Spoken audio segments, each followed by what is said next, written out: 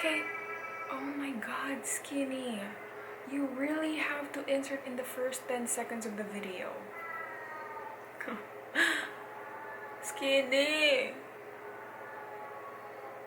Hi everybody, it's Ali and I'm back again with another video. Do you like that? You like that? For this video, it's not gonna be a makeup tutorial kasi I've had 2 videos that are up right now. If you want to see that, a simple casual makeup look or something that's a pop of color, you can see the links down below on the description box.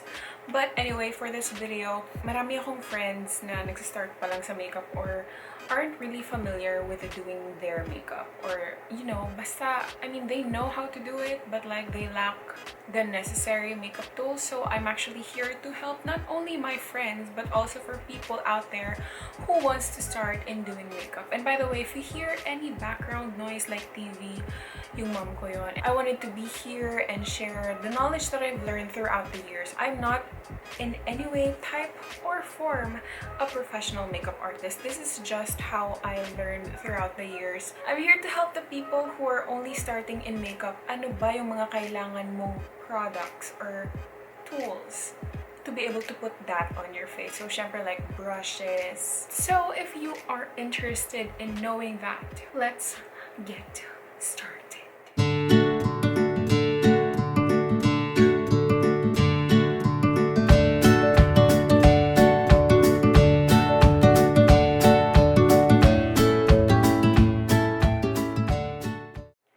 So for the very first thing that I will suggest to you guys na bilhin nyo when doing your makeup is a foundation brush. Now, it will depend on you what you will choose kasi some people chooses to blend their foundations with sponges, whereas me personally, I prefer using foundation brush. I don't have any brushes. I threw away mine kasi some of them were ruined, pero with foundation brushes, I would suggest it for people who are starting or just beginning to do makeups. So I have 3 types of foundation brushes that I will suggest. Although I am not telling you guys to buy all of them, I'm just suggesting like kung ano yung gusto nyong finish na ma-achieve for that. Kaya these are the 3 foundation brushes that I use. I always use this one. Nakikita nyo na siya sa mga videos ko. So this one that I always use is called Flat Top Kabuki Brush. So it's just, you know, very, very flat, you know. Tapos even lang siya and everything. So like as in flat lang siya. And the thing with this one, this gives you a well-blended effect. Tapos it distributes the product evenly on your face. Now, personally, I prefer something like this, yung medyo dense, yung medyo packed. Oh, by the way, this is from BH Cosmetics. Most of my brushes are from BH Cosmetics and Beauty Cosmetics. Though the Beauty Cosmetics, I'm not sure if it's still available somewhere. The last time I checked, they were on Instagram, pero I'm not sure if they're still selling the brushes. Pero the BH Cosmetics, they might be a little bit up the price, but you get like what, 12 to 15 brushes in a pack or in a set. So I feel like for like 1,000 pesos up, that's already a good investment, and the brushes are amazing, high top quality. And then the next one that I would suggest, and I highly would recommend for people who are just starting with foundation, I would suggest a buffing brush. So yung nakikita nyo is, this is more dense. Mas packed siya compared dun sa flat top kabuki brush. I feel like this fits better for everybody else. I personally prefer, although I like this one the most. Nagamit ko lang ito today nung ginawa ko tong makeup. Pero I actually really like the finish of this. Maganda siya kasi it really helps distribute the product onto your face. And sobrang packed niya, no? So like yung product almost sitting on top lang. It will not seep through the brushes. Do you get me? Like, so more coverage yung mapupunta sa face mo. It's easier to blend talaga siya. And it helps also smoothens yung feeling. So yun yung napansin ko kanina, kaya I actually really like yung buffing brush. And the buffing type ng pagbe-blend is what I know is like you do circular motions and like buffing that in. Kaya lagi ko sinasabi yan sa mga videos ko. So I highly suggest this for people who are just beginning in makeup. I think this would be really helpful for you guys. And then the last foundation brush that I have is called Stippling Brush. And ito yung itsura niya. Like, so medyo, you know, it has spaces. It's very sparse. And it's stippling kasi it gives like an airbrush effect. That's what it does. Pero with this kind of brushes, I wouldn't suggest it to people who are starting in makeup personally, ah. Kasi if I were to have used this when I was starting in makeup, I wouldn't know how to do it, especially with blending it. Kasi you need more patience. Sabi nila, it's better to use it for like heavy liquid foundations or like cream. It picks up little product and like, you know, whatever that's on the top, yun yung mag-blend mo. And personally for me, kaya nangyari sa akin, nagkakaroon siya ng streaks. So parang medyo may patchy parts. Kaya ito, like you really have to blend it. Kasi nga medyo onti lang yung product na ilalagay niya sa face mo. Kaya you have to be more careful and to make sure na walang harsh lines sa mukha mo.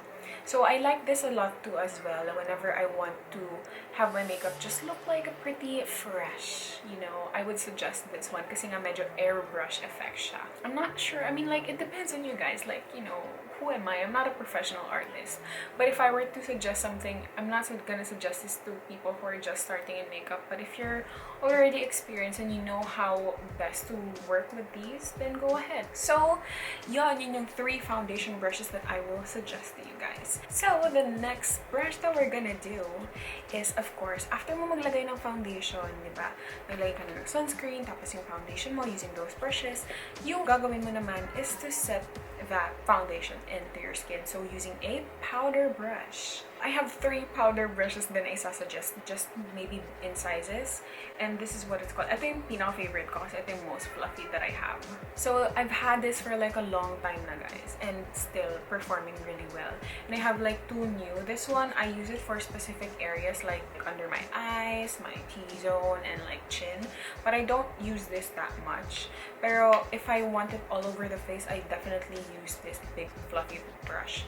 I've used this before but not so much kaya medyo mukhang malinis pa siya, diba? For powder brushes, I suggest buy like a powder brush kasi for me, when I was using foundation before, like before I even had the resources, you know, di ba pag bumibili ka ng powder, it comes with like a pad, or like basta yung ganon, yung kasama siya sa compact powder. The thing is, if you're wearing foundation and it's kind of dewy, basta hindi pa siya nagsiset. And the thing is, what we tend to do is pack the powder, like, you know, we do that. And that removes the foundation. So, it's pretty pointless. And what's gonna happen, it's gonna look more cakey. Pak na pak kang gano'n, tapos ginanon mo pa. Yun yung nahirapan ako noon. Kasi like, oh my god, parang maganda talaga kapag may brush ka. So, I would suggest you guys, buy something fluffy. Like a fluffy powder brush. The fluffier, the better kasi cute siya. Char. Pero, seriously, like kahit ganito lang kaliit, it will work best na for your face, like, you know. Pero since ako maarte ako, I love anything fluffy. So I highly suggest you guys buy a powder brush kasi when you swirl your brush into the powder and then you blend it lightly on your face or dab it lightly, it's not gonna make it look more cakey than it should be. Like it's gonna look like you're wearing a makeup pero hindi siya yung magki-cake up sa face mo. That's what I noticed. I am also very oily, so like touching up with a brush helps a lot kasi hindi siya magki-cake at all, diba? If you're starting on makeup and you really want to invest, like, okay, I really want to use something na I can use for a very long time. By the way, I'm starting with the tools that I'm sharing on how I would put on my makeup. So of course, we're done with foundation brushes, and then to set that, we're gonna use powder brushes, and then after that, I usually go on with my eyebrows first. Some people prefer to use eyebrow pencils. I personally prefer using eyebrow powder. So for me, it works well for me. I have more control over it. Some people have more control with the eyebrow pencil, so it really depends on your preference kung paano nyo gagamitin. Pero if you are more comfortable using eyebrow powders, so of course you need to have the right eyebrow brushes.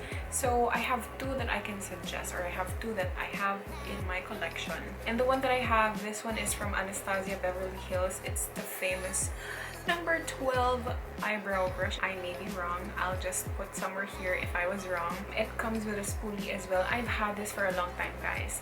This was given from the Bretman Rock Makeup Masterclass 4 years ago, and it's still up and performing very well for me. Ito yung favorite ko, like as in for the past 4 years. 5 years na pala. For the past 5 years, no, 4 years. For the past 4 years, I've been using this one only on my brows, like forever, in a long time. If I've used eyebrow pencils, I failed, I didn't finish it kasi nga waxy siya, so I'd come back to this one. So I prefer something yung ganitong slant. Yan, yung medyo ganyan. Tapos medyo manipis siya, diba? I can really go under my brows kasi I haven't had my brows fixed in a hot minute. Pero this one I really like kasi I have more control over it, but I would suggest for people that are starting, if you're gonna use eyebrow powders, make sure that you buy something na yung nakaslant na ganyan and manipis para you have more control. The dupe that I have is the one from BH Cosmetics, the one in the Studio Curl collection din. And although it's also tapered ata yung tawag nila dito kasi nakaslant siya. Pero it's more thicker compared to Anastasia. I haven't used this, it's obviously, kasi nga I just prefer this one the most. If you are starting and you prefer something na eyebrow powders, go ahead and buy something like this. But if you're more comfortable using eyebrow pencils, then I doubt that you would need this. But I think it's good that you also have like a spoolie. And then after I do my brows, so meron akong eyebrow brush, the next thing that I do personally is eyes.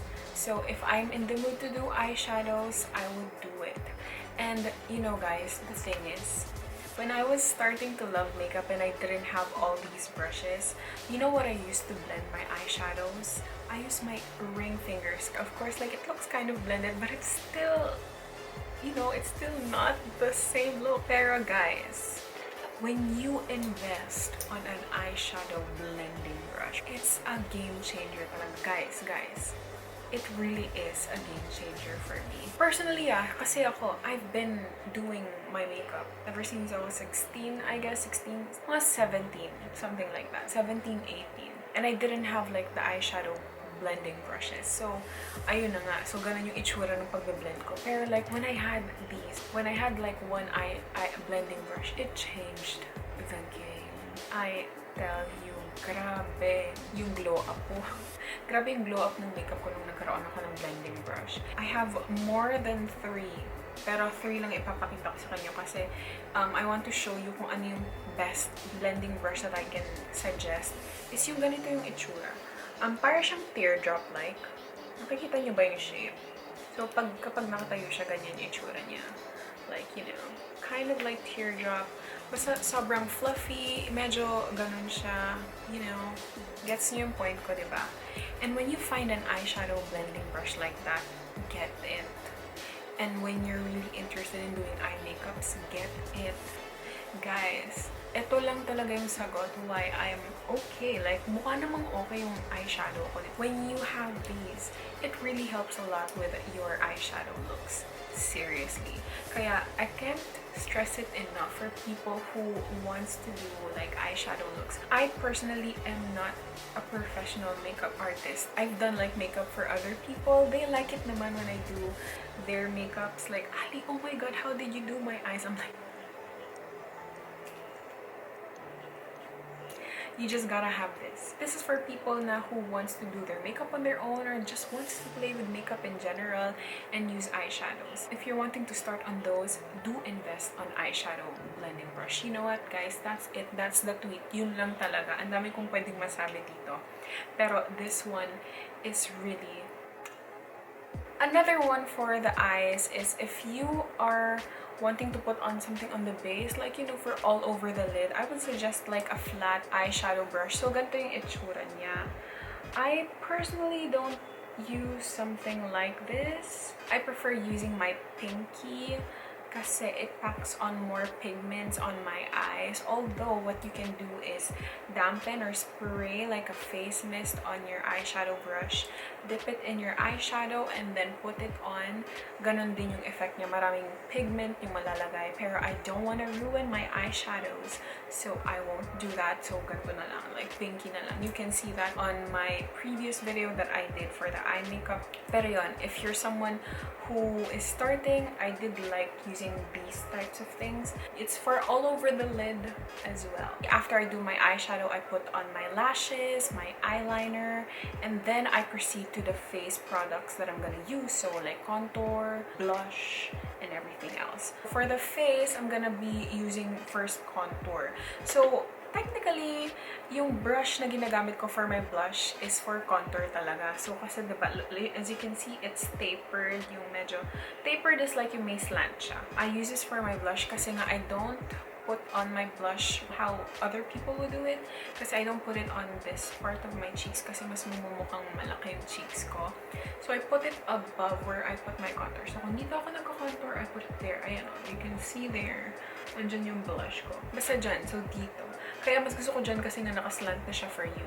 Pero for contour, since I don't contour that much, I use this for blush only. Pero if you're using for blush, you can also, ito yung ginagamit ko for contour. So, actually this one can also be like a powder brush kasi, you know, it's kind of fluffy and it's very versatile. You know, that's the rules in makeup. You don't have to be specific on what to use for your face makeup. For the eyes, it's more specific kind of. For me personally, I use a contour brush for my blush and I use a powder brush for my contour kasi I just go over like, it's not so much as contour. I use it for bronzing actually, para lang mabalik yung color ng skin ko after putting on foundation.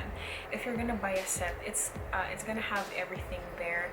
I would suggest yung the BH Cosmetics Studio Pro. I bought mine from makeuphall.ph from Instagram. You guys can check the Instagram account. I'm gonna link it down below na lang para if you guys are interested. And I think that's the last of the brushes that I will discuss kasi we've already discussed everything. We've had foundation brush na. Isiset mo yan with a powder brush. And then you're gonna do your brows. And then you're gonna do your eyeshadow. So may blending brush ka na. Tapos meron ka pa ng flat eyeshadow brush. And then after that, you're gonna proceed with your face. You're gonna do your contour. Meron na tayong brush for that. And then for blush brush. And basically, you just go with lipstick and that's finished and everything. And I guess that's it for everything that I know. Again, I'm not a professional makeup artist. So lahat ng mga sinabi ko, take it with a grain of salt. I just learned this throughout the years. This is what I've found to be more helpful for me. Kaya this is what I have suggested to you guys when you're starting with makeup and what tools you might need to buy when you want to get started. So, I hope I didn't miss out anything. I just tried to map out kung paano ko ginagawa yung makeup ko, and that's just how I shared it with you guys. But anyways, I hope this is very helpful for you. I know a lot of my friends who have been confused on what to buy and what not. I hope it was helpful. So yeah, I guess that's it for everything. If you guys have more suggestions for me on any types of videos or contents, just let me know down in the comments section down below. I hope you guys liked this video, and if you did, please give this a thumbs up, and if you haven't already, please subscribe to my channel. But I will see you guys soon. Bye!